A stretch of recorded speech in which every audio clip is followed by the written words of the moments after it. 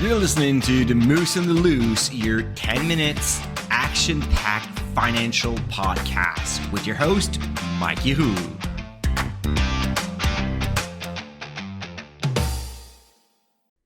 Hey, what's up, Market Moose? Mike from The Moose on the Loose. This is not Business Friday. It is Friday, but TD announced their AML anti-money laundering settlement yesterday, and I could not comment on that sooner than this. I did not want you to let you go for the weekend without talking about TD settlement. So you probably heard the news already, so I'm going to just go quickly over the facts, and then we're going to talk a little bit more about what does it mean going forward, what's going to happen with the stock price in the coming quarters, because that is more important, and of course the dividend. So long story short, TD got caught up to be, not doing a good job of controlling anti-money laundering practices inside its branch in the U.S., got caught up, helped a huge drug ring to launder their money throughout some TD branches. So they finally pled guilty. They will pay a $3 billion in fine, which seems like a huge stack of money, but actually a little bit less than what TD expected to pay. So there's already a provision for that amount in their income statement. It was already priced for that news, so nothing to necessarily worry about. It is a major slap on the wrist, but that's actually not the problem. The problem goes with the two other points of this settlement.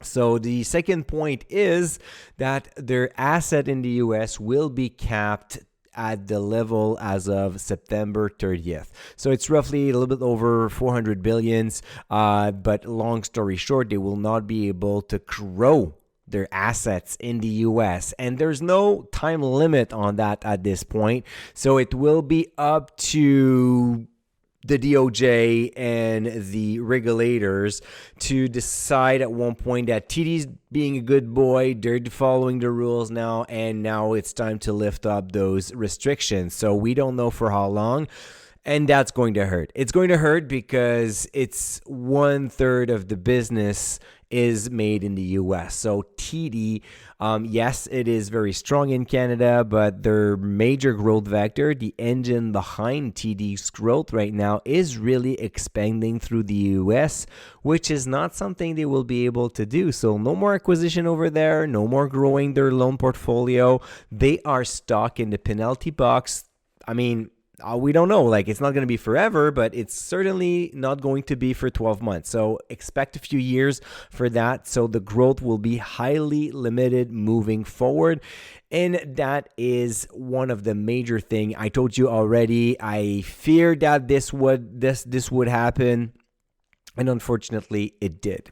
The other thing that bugs me with this settlement is the level of scrutiny that they will face moving forward. So everything they will do in branches will be looked at. It's like having a hawk watching you every single moment of the day. First, it's not fun. Second, it's going to wait on employees. And of course, it's going to slow down all processes. And every time they will miss a guideline, they will miss a rule, it's going to be a step back. It's going to be a step back for their,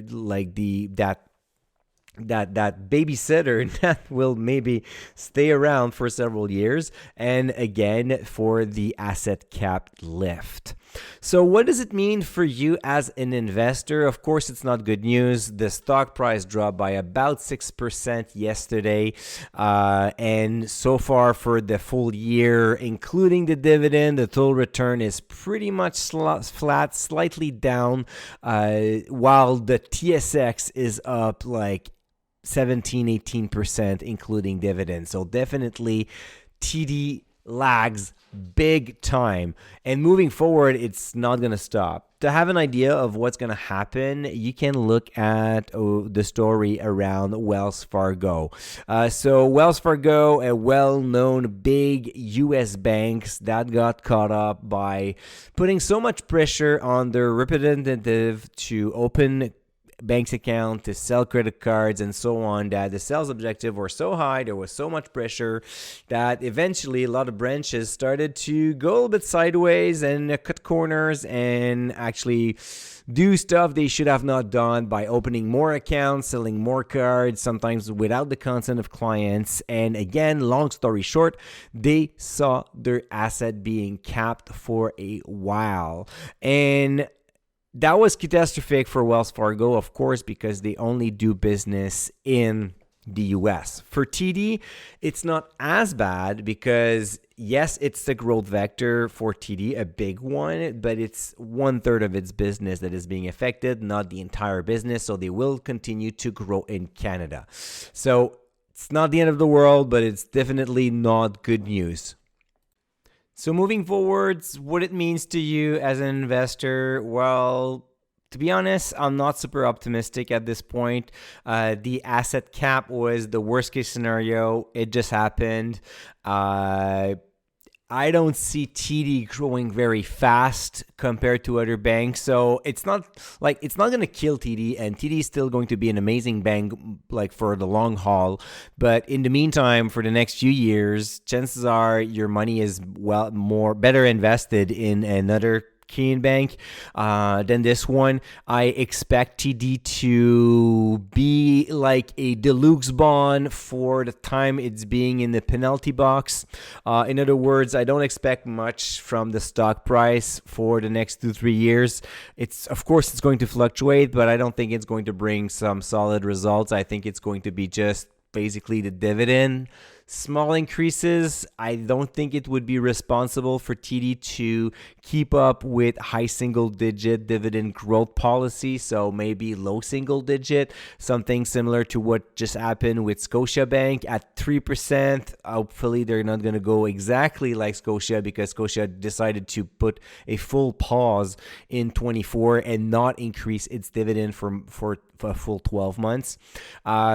Hopefully, TD will not do that, but going forward, I hope that they will still be responsible with their cash flow. I don't sound optimistic for the short term, and I'm sorry about that. I wish I had better news, but really, this one is not going anywhere for a long while unless they find miracle ways to grow in Canada. But I think the oligopoly situation there means that most people will grow a little bit, but that's about it. I mean, there's not all the other banks that are growing right now. They're growing elsewhere, and they just use their Canadian assets to grow normally. Sorry for being the bearer of bad news, but I'm not super enthusiastic about TD at this point. It was highly rated at DSR. It will be changed. It's not going to be like SL or anything though, because I still think that most of the high quality asset that TD has remained untouched. But for the growth part of this investment thesis, it's pretty much going in the left field for a while. So, right, Moose, I hope that you will have a great weekend nonetheless. I am still going to record something for Thanksgiving on Monday, and then we're going to go back to our regular schedule as usual for Tuesday, talking about the investment, talking about the stock market, and hopefully bringing some better news. All right, Moose, take good care, and don't forget to stay invested. Hey, welcome to the disclaimer. If you're listening to The Moose and the Loose, you cannot really expect me to give you buy or sell recommendation or financial advice, right? You're here for fun, you're here for information and some entertainment. But I am not your financial advisor, I am not your broker, so therefore I'm not liable if you're losing money after listening to the podcast. If you're looking for some advice, go see a professional. If not, you can enjoy the show and do your due diligence after it.